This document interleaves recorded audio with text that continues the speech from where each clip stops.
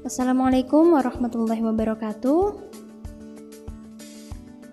Kembali lagi bersama saya Ermaya Sukmawarti. Dan dalam Wise Voice kali ini saya akan membahas mengenai teori belajar kognitif. Teori belajar kognitif adalah teori yang menjelaskan proses pemikiran dan perbedaan kondisi mental serta pengaruh faktor internal dan eksternal dalam menghasilkan belajarnya seorang individu. Apabila proses kognitif bekerja normal, maka pemerolehan informasi dan penyimpanan pengetahuan akan bekerja dengan baik pula. Namun, apabila proses kognitif bekerja tidak sebagaimana mestinya, maka terjadilah masalah dalam belajar.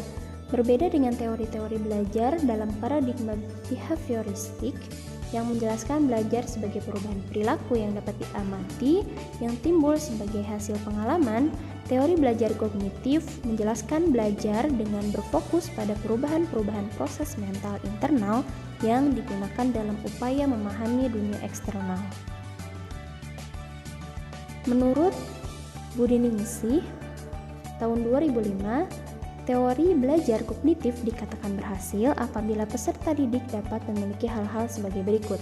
Yang pertama, pengalaman tilikan. Tilikan bisa disebut juga pemahaman mengamati. Dalam proses belajar, hendaknya peserta didik memiliki kemampuan tilikan, yaitu mengenal keterkaitan unsur-unsur suatu objek atau peristiwa. Dan yang kedua, pembelajaran yang bermakna. Dalam hal ini, unsur-unsur yang bermakna akan sangat menunjang pembentukan tilikan dalam proses pembelajaran. Hal ini akan sangat bermanfaat dan membantu peserta dalam menangani suatu masalah. Jadi, hal-hal yang dipelajari para peserta didik hendaknya memiliki makna yang jelas dan logis dengan proses kehidupannya. 3. Perilaku bertujuan.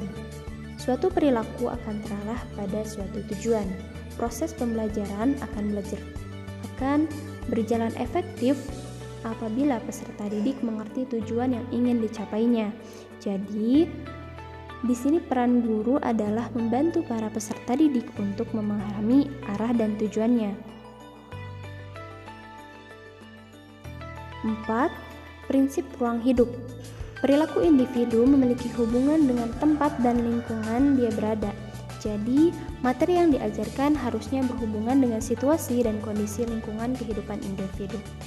Dan yang terakhir, transfer dalam belajar, yaitu proses pemindahan pola tingkah laku dalam suatu situasi pembelajaran tertentu ke situasi lain. Transfer belajar terjadi dengan jalan melepaskan pengertian objek dari satu konfigurasi ke konfigurasi lain dalam tata susunan yang tepat. Transfer belajar akan terjadi apabila peserta didik telah menangkap prinsip-prinsip pokok dari suatu persoalan dan menemukan generalisasi untuk kemudian digunakan dalam memecahkan masalah pada situasi lain. Baik, demikian yang bisa saya sampaikan. Semoga dapat bermanfaat. Wassalamualaikum warahmatullahi wabarakatuh.